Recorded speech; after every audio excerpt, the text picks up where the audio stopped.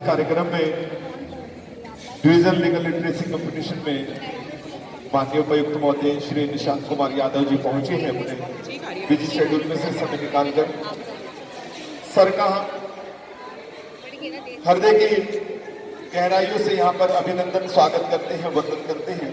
मैं चाहूंगा एक बार जोरदार तालियों से आगे के सरकार में बात करने जा रहे हैं। बड़ी सरलता से ये कार्यक्रम का आयोजन किया जा रहा है। तो सर आपका हार्दिक अभिनंदन है, आपका स्वागत है। मैं आप सभी से प्रार्थना करूंगा, सबसे पहले मैं निवेदन करूंगा आदरणीय डीसी सर से कि कृपया एक बार मां शारदा की प्रतिमा के समक्ष दीप प्रज्वलित करें और उनके साथ हमारे DO sir, DW sir, Panipat के डीओ सर और उनके साथ ज्ञान का प्रतीक, नई रोशनी का, एक उज्ज्वले का, एक उन्माद का, एक उत्साह का, एक संकल्प का, एक विश्वास का प्रतीक दिया, जिसकी विशेषता है हमेशा चारों उजाला फैलाना। उस दिए को दीप्त करते हैं हमारे उपायुक्त महोदय श्री निशांत कुमार जी अपने शुभ हाथों से।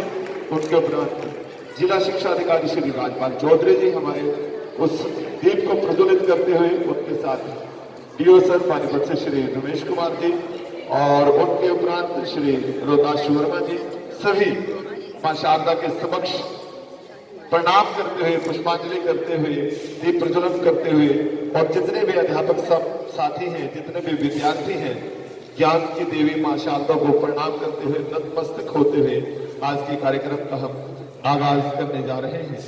तो मेरी आप सभी से प्रार्थना है कि आप आदरणीय सर और उनके साथ जितने भी अधिकारी महोदय हैं हमारे वो पुष्पांजलि कर।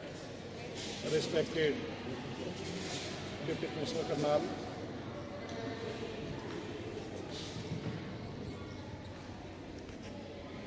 श्री निशांत यादव जी, सम्मानीय जिला शिक्षा अधिकारी पानीपत श्री रमेश जी, डीडब्ल्यू कर्नाल श्री रोहताश वर्मा जी, विद्यालय के प्रधानाचार्य श्रीमती सुमिता जी, तीनों जिलों से आए हुए सभी टीचर साहिबान, जिला करनाल के सभी खंड शिक्षा अधिकारी और सबसे इम्पोर्टेंट जो इस प्रतियोगिता में भाग लेने के लिए पहुंचे हैं वो स्कूली बच्चे जो अपने अपने जिलों में प्रथम, द्वितीय या तृतीय स्थान पर रहने के उपरांत यहाँ पर पहुंचे हैं। सभी का मैं जिला करनाल में पहुंचने पर हार्दिक स्वागत करता हूं, दिल के गहराइयों से अभिनंदन करता हूं। आज का जो ये कार्यक्रम है, एक दिवसीय प्रतियोगिताएं हैं। जो प्रतियोगिताएं हर वर्ष पहले स्कूल स्तर पर आयोजित होती हैं, उसके बाद खंड स्तर पर होती है, उसके बाद जिला स्तर पर होती है और अब हम चौथे चरण में हैं जो डिविजनल लेवल कॉम्पिटिशन्स हैं और इसके बाद अंतिम चरण जो हमारा होता है वो होता है स्टेट लेवल कॉम्पिटिशन्स। लगभग सर मैं बताना चाहूँगा 10 प्रतियोगिताएं जो हैं उनमें essay writing, slogan writing, speech, quiz competitions, debate, skit, poem recitation, on the spot painting, power point presentation और डॉक्यूमेंट्री फिल्म, इनके माध्यम से बच्चे अपने जो लीगल एस्पेक्ट्स पर उनका जो नॉलेज है उसको प्रदर्शित करते हैं। जो कानून की जानकारी हर नागरिक को होनी चाहिए और हमारे बच्चे लगातार उसमें पूरा साल जो ज्ञान अर्जित करते हैं और उसको फिर प्रतियोगिताओं के माध्यम से जो कॉम्पिटिशन्स होते हैं उनके माध्यम से उसे उकेरते हैं। जब हम उनको मौका देते हैं, उसी कड़ी में ये प्रतियोगिताएं हो रही हैं। इसके लिए सर हर लेवल पर, ब्लॉक लेवल से शुरू करके स्टेट लेवल तक सर कैश प्राइजेस दिए जाते हैं। जो डिविजनल लेवल के प्राइजेज है सर वो 5100 रुपये फर्स्ट प्राइज है, 3100 रुपये सेकेंड प्राइज है और जो थर्ड प्राइज है सर वो 2100 है। और सर इसमें एक विशेषता ये है कि यदि एक टीम में 7 बच्चे हैं तो सभी 7 को मिलता है, वो बंटता नहीं है। यदि 3100 मिलना है तो 7 के 7 को 3100 मिलेगा। यदि 5100 मिलना है तो वो 7 के 7 को 5100 मिलेगा। तो एक अच्छे खासे जो कैश प्राइजेज हैं वो बच्चों को दिए जाते हैं।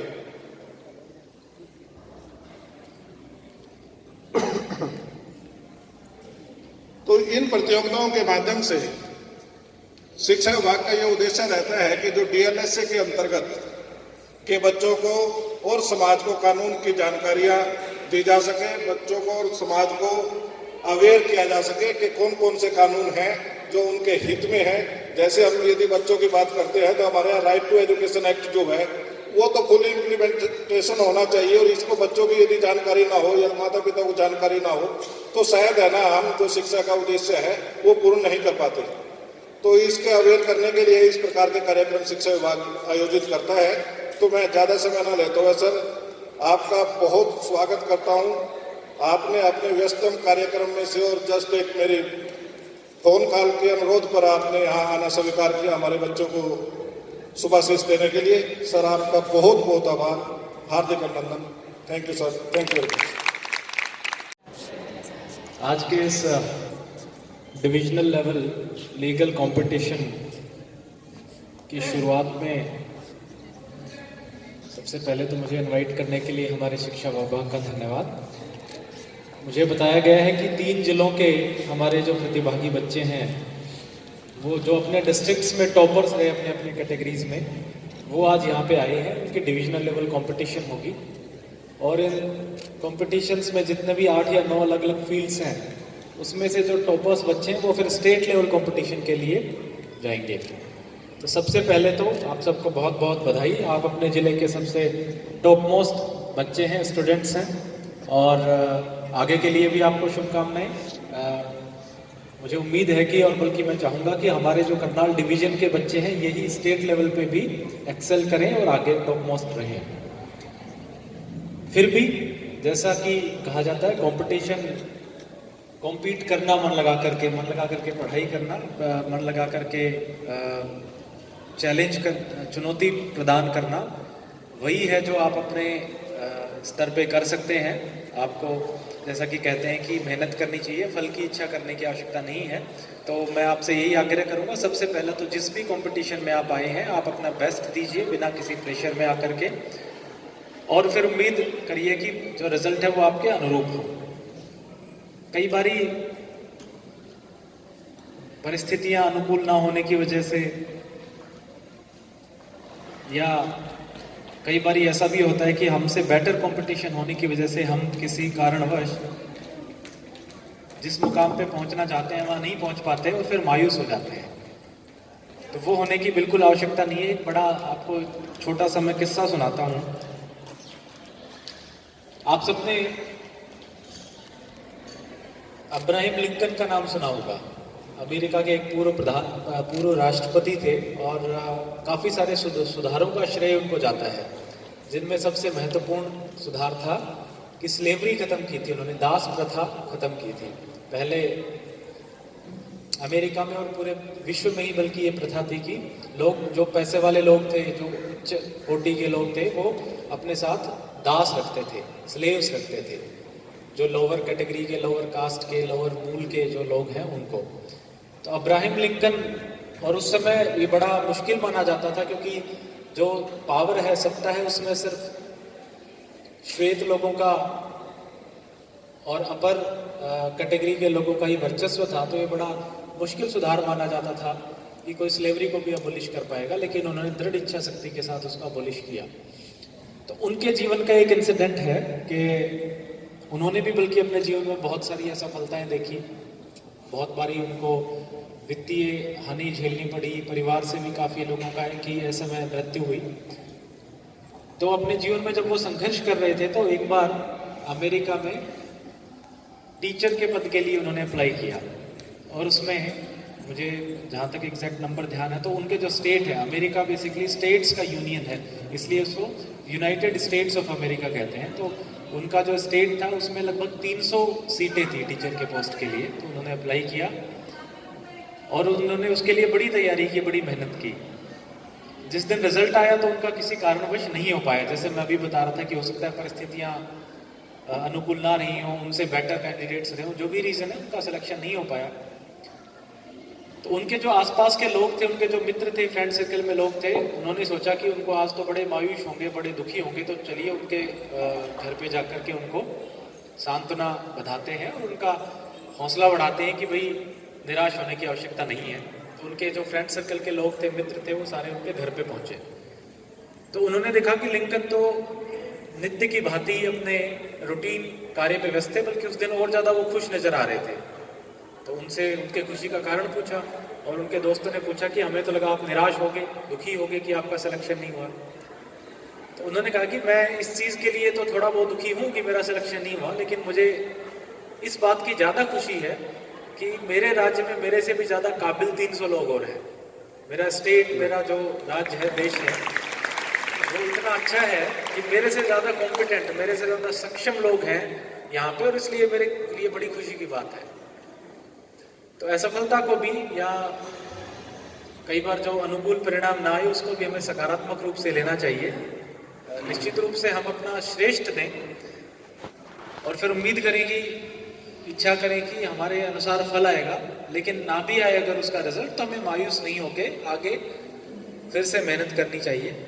आजकल मैं देखता हूँ बच्चों में कि काफ़ी सारी कंपटीशन इतना टफ हो गया है, उसके लिए कुछ हद तक हमारा समाज भी जिम्मेदार है कि हमने हर एक चीज़ को इतना कॉम्पिटिटिव बना दिया, इतना प्रतिस्पर्धात्मक बना दिया है कि छोटी छोटी फेलियर्स को बच्चे हैंडल नहीं कर पाते कि मैं क्लास में फर्स्ट क्यों नहीं आया, मैं इस कंपटीशन में क्यों नहीं सेलेक्ट हुआ, मेरा आगे 12th में पीएमटी में क्यों नहीं सिलेक्शन हुआ, आईआईटी में क्यों नहीं सिलेक्शन हुआ, ग्रेजुएशन के बाद में फला सिविल सर्विसेज में क्यों नहीं सिलेक्शन हुआ। छोटी छोटी चीज़ों को लेकर के हम इतने निराश हो जाते हैं, इतने मायूस हो जाते हैं। तो मेरा आप सबको एक तो ये मैसेज रहेगा कि हमेशा सकारात्मक रहें। आप जिस भी स्टेज पे हैं, जरूर कुछ ना कुछ अच्छा आपका इंतजार कर रहा है। अगर आप मेहनत करते रहेंगे तो जरूर कहीं ना कहीं कामयाब होंगे, जरूर कहीं ना कहीं सफल होंगे। चुनौतियों से बिल्कुल ना घबराएं, मेहनत करते रहें। अगर आप चुनौतियां नहीं सहन करेंगे तो आप में वो निखार नहीं हो पाएगा, आप डल हो जाएंगे। एक और छोटी सी मैं आपको कहानी सुनाना चाहूँगा। ये जापान की है कहानी। आप लोगों में से जिन लोगों ने ज्योग्राफी पढ़ी होगी वो इस चीज़ से सहमत होंगे कि जो जापान है, जो एक द्वीप है, चारों तरफ से उसमें इनफैक्ट काफ़ी सारे जो आइलैंड्स हैं और वो चारों तरफ से समुद्र से घिरा है। उसमें जो बीचेस हैं वो रॉकी हैं, रॉक से बने हैं, सैंडी नहीं है, यानी मिट्टी के नहीं है। जैसे आप अंडमान वगैरह देखोगे तो वहाँ सैंड के बीचेस हैं, जबकि जापान के बीचेस रॉक के हैं, चट्टानों के हैं। तो वहाँ पे मछलियाँ नहीं मिलती उनके तट के किनारे। तो उनको, और चूंकि उनका मेन खाना फिश है, तो उनको दूर समुद्र में जाना पड़ता है मछलियाँ पकड़ने के लिए, और वो वहाँ से पकड़ करके लेके आते हैं और फिर वहाँ पे उसको पका के खाते हैं। तो जब वो समुद्र के अंदर जाते हैं और मछलियाँ पकड़ते हैं और लाते हैं, तब तक वो मछलियाँ बासी हो जाती हैं। तो जो उनके मार्केट में, जब फिश मार्केट में उनको बेचा जाता है तो उनकी बड़ी कम कीमत मिलती है, क्योंकि जो जापान के लोग हैं वो फ्रेश फिशेस, ताज़ा मछलियाँ खाना पसंद करते हैं। तो जो वहाँ के मछुआरे थे, उन्होंने सोचा कि अब इस समस्या का क्या हल निकालें ताकि मछलियाँ हमारी बासी ना हो, डल ना हो। तो उन्होंने अपनी जो जहाज है, नाव है, उसमें फ्रीजर्स रखवा दिए। तो जब वो समुद्र के अंदर गहराइयों में जाते हैं, वहाँ मछलियाँ पकड़ते हैं और फ्रीजर में मछलियाँ डाल करके ले आते हैं और वापस तट पे ला करके बाजार में बेचते हैं। शुरू में तो लोगों को वो मछलियाँ पसंद आई, लेकिन धीरे धीरे लोगों को पता चला कि वो जो फ्रीजर में रखने की वजह से मछलियाँ तो हो सकता है कि कुछ देर बासी में हो, लेकिन उनका जो फ्रेश फिशेज है, ताज़ा मछलियों जैसा टेस्ट नहीं है उनका टेस्ट खराब हो गया। स्वाभाविक है, कोई भी चीज़ हम ज़्यादा लंबी समय फ्रिज में रखेंगे तो उसका टेस्ट खराब हो जाता है। तो अगेन उनकी जो कीमत मार्केट में जितनी मिलनी चाहिए थी उतनी नहीं मिल रही थी। तो वहाँ के मछुआरों के सामने अब एक और चुनौती है कि इसका क्या हल निकालें, कैसे मछलियों को ताज़ा रखा जाए। क्योंकि जब वो समुद्र के अंदर जाते थे तो 2 या 3 दिन लग जाते थे लौटते लौटते मछलियाँ लेकर के। तो उन्होंने अपनी नाव में पानी के टैंक रखवाए फिर, कि भाई जैसे ही हम समुद्र के गहराइयों में जाकर के अंदर जाकर के मछली पकड़ेंगे और उस टैंक में डाल देंगे मछली को, ताकि मछली मरे भी ना और ताज़ा रहे, और वो उसको तट पे ले आएंगे और फिर हम जो है जापान में ला करके मार्केट में उन मछलियों को बेचेंगे। लेकिन टैंक में जब मछलियों को डाला गया तो वहाँ मछलियाँ जो है उन्होंने मूवमेंट बंद कर दी। वो अपने एक जगह पे शिथिल हो गई, डल हो गई। तो मूवमेंट ना होने की वजह से उन मछलियों का जो टेस्ट लोगों को फिर से नहीं पसंद आया। उनको लगा डल मछलियां हैं ये, तो एक्टिव मछलियां नहीं है, इसलिए इनका टेस्ट खराब है। तो इसके लिए फिर मछुआरों ने और कोई तरीका सोचा कि अब क्या करें, फिर किस तरीके से मछलियों को एक्टिव भी रखें ताकि इनका टेस्ट बिल्कुल ऐसा है जैसे समुद्र में मूवमेंट करती रहती है मछली वैसा है। तो उन्होंने फिर अपने टैंक्स में शार्क मछली छोड़ दी जो मछलियों को खाती है, बेसिकली बड़ी शार्क मछली।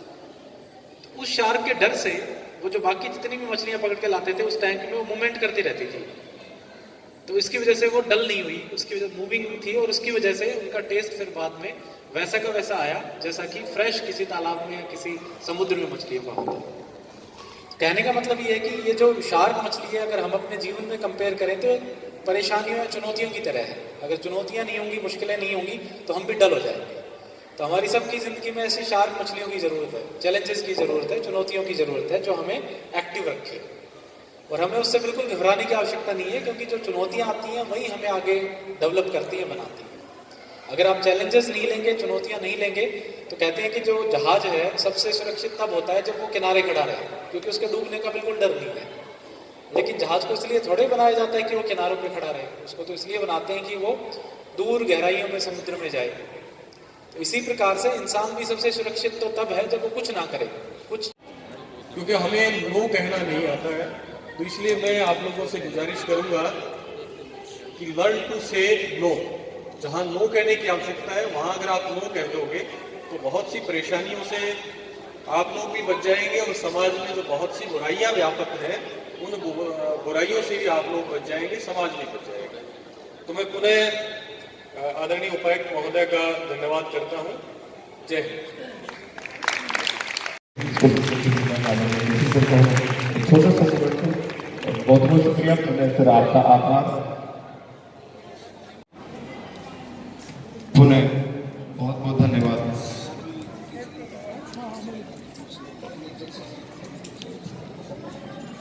बहुत बहुत शुक्रिया, बहुत बहुत धन्यवाद। अपने कैटेगरीज में स्टेट लेवल पे कॉम्पीट करेंगे, तो मेरी उनको आगे स्टेट लेवल के कंपटीशन के लिए भी बहुत बहुत शुभकामनाएं। मुझे उम्मीद है कि हमारे डिवीज़न के जो बच्चे हैं ज़्यादा से ज़्यादा कैटेगरीज में स्टेट लेवल के अवार्ड जीतेंगे। और मैंने इनको संबोधित भी किया है और मैंने इनकी हौसला अफजाई भी की और इनको यही संदेश दिया है कि अपनी तरफ से पूरी मेहनत करें, फिर भी अगर असफलता मिलती है तो निराश होने की बिल्कुल आवश्यकता नहीं है, आगे और ज़्यादा मेहनत के साथ करें। सर, सभी के लिए आप एक रोल मॉडल हैं, तो कोई एक सक्सेस मंत्रा देना चाहेंगे सभी को? मैं उन सबसे यही बच्चों से यही कहना चाहूँगा कि अपनी तरफ से पूरा एफर्ट दें, अपने पेरेंट्स के प्रति, टीचर्स के प्रति आभारी रहें और हमेशा चुनौतियाँ लेते रहें। जितने ज़्यादा खुद को वो चैलेंज करेंगे उतनी ही ज़्यादा वो सफल पाएंगे। सर, एक कल बसंत पंचमी है, उसके लिए चाइनीज दोस्त का कि हार्डवर्क जो है वो ज़रूर करें और अपने पेरेंट्स का जो बिल्कुल, इसके लिए हम 144 सेक्शन लगा करके इसको प्रोहिबिट कर रहे हैं। फिर भी अगर कोई चाइनीज डोर बेचता हुआ, सेल करता हुआ पाता है या इस्तेमाल करते हुए पाता है तो कार्रवाई। सर, ये एसपी के बच्चे हैं, ये फिर कराना चाहते थे। आ जाओ दीपिका, आ जाओ। छोटी वाली का तो नाम मुझे आपके पता, पापा की दीपिका फ्रेंड है। है ये। आ जाओ दीपिका, जानती है मेरे को। सर, बड़ी नोटी है ये। अच्छा सर, चलो एक पिक ले लो। प्रेरणा ऐसे इधर आइए।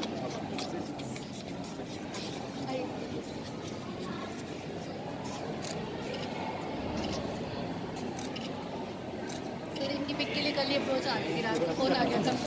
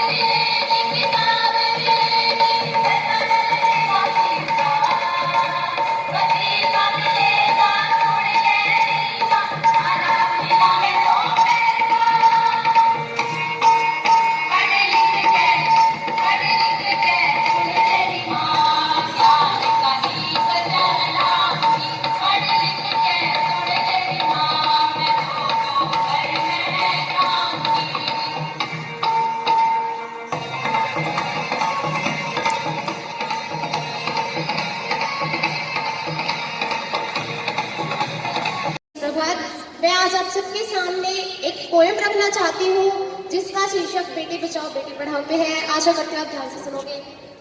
कन्या भ्रूण हत्या का अर्थ है अजन्मी शिशु को कोख में ही मार देना। क्या इतनी बुरी होती है बेटियां कि उन्हें इस दुनिया में आने से पहले ही मार दिया जाता है? क्या इतनी बुरी होती है बेटियां कि उन्हें इस दुनिया में आने से पहले ही मार दिया जाता है? जब जन्म लेती है बेटियां, जब जन्म लेती है बेटियां, एक मातम सा छा जाता है। काशी का बजना तो दूर, अरे काशी का बजना तो दूर, लोहा भी ना बचने पाता है, लोहा भी ना बचने पाता है। हमारे देश के नौजवानों, अगर बेटियों को मारते जाओगे तो बहू कहां से लाओगे? अगर बेटियों को मारते जाओगे तो बहू कहां से लाओगे?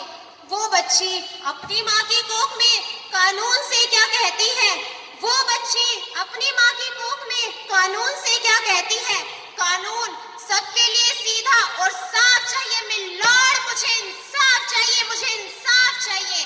मेरा कत्ल है कलंक आपकी अदालत पर, मेरा कत्ल है कलंक आपकी अदालत पर। बताओ कौन सी धारा है मेरे कत्ल पर? बताओ कौन सी धारा है मेरे कत्ल पर? मेरी माँ भी कातिल, कातिल पिता भी, मेरी माँ भी कातिल, कातिल पिता भी। मुझे मारने की साजिश है सारे समाज की, मुझे मारने की साजिश है सारे समाज की। कोई भी वकील मुझ बेबस का केस नहीं लड़ता। आपका कानून मिल्लॉर्ड, आपका कानून मुझसे इंसाफ नहीं करता, मुझसे इंसाफ नहीं करता। इस जुल्म के साथ बगावत करूंगी, इस जुल्म के साथ बगावत करूंगी। सभी कत्ल पर चिल्लाते हैं, मैं भी चिल्लाऊंगी, सभी कत्ल पर चिल्लाते हैं, मैं भी चिल्लाऊंगी। चैन से ना सोने दूंगी, कातिलों को रुलाऊंगी। मुझे मारने वाले तुझे हिसाब देना होगा, मुझे मारने वाले तुझे हिसाब देना होगा। पहले खेलती थी गली कुच्चे पार्क ग्राउंड में, आज कट रही हूँ अल्ट्रासाउंड में, आज कट रही हूँ अल्ट्रासाउंड में। यह उस बच्ची का मुकदमा है, यह उस बच्ची का मुकदमा है जिसे आने से रोका गया। अदालत में जिस केस का फैसला सुनाने से रोका गया, अदालत में जिस केस का फैसला सुनाने से रोका गया। क्या माँ इतनी लाचार हो सकती है? क्या माँ इतनी लाचार हो सकती है कि वह अपने ही शरीर के भाग को अपने से दूर कर देती है? वो बच्ची अपनी जान की भीख मांगते हुए क्या क्या कहती है? वो बच्ची अपनी जान की भीख मांगते हुए क्या क्या कहती है? तेरे सारे काम करूंगी, तेरे सारे काम करूंगी, बनकर तेरी दासी, सह लूंगी दुख पीड़ा, सह लूंगी दुख पीड़ा, रहकर भूखी प्यासी, रहकर भूखी प्यासी। मंदिर मेला मुझे घुमाने, मंदिर मेला मुझे घुमाने कभी न लेकर जाना, बेटों के संग जाना, मेरे खातिर कुछ ना लाना, बेटों के संग जाना, मेरे खातिर कुछ ना लाना। खेल खिलौने गुड्डा गुड़िया, खेल खिलौने गुड्डा गुड़िया के बिन मैं झेलूंगी, जो देगी खा लूंगी, जो देगी पी लूंगी, जो देगी खा लूंगी, जो देगी पी लूंगी। मगर मुझे गर्भ में ना मारो, मगर मुझे गर्भ में ना मारो, सुन लो मेरी विनती, चाहे मुझे मत गिनना, अरे चाहे मुझे मत गिनना। जब बेटों की हो गिनती, जब बेटों की हो गिनती। कानून कानून कितने प्रयत्न करता है कि कन्या भ्रूण हत्या ना हो, पर फिर भी यह पाप करने से कोई नहीं बचता। गर्भ जन्म शादी तक, गर्भ जन्म शादी तक खर्च वहन करती सरकार, फिर भी बेटियों के ही पालन पोषण में क्यों होती इतनी तकरार?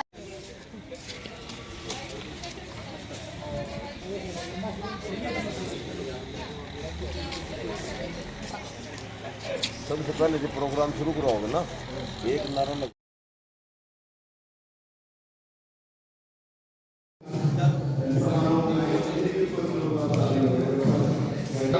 इवेंट का शुरुआत करें। इजाजत मिल चुकी है।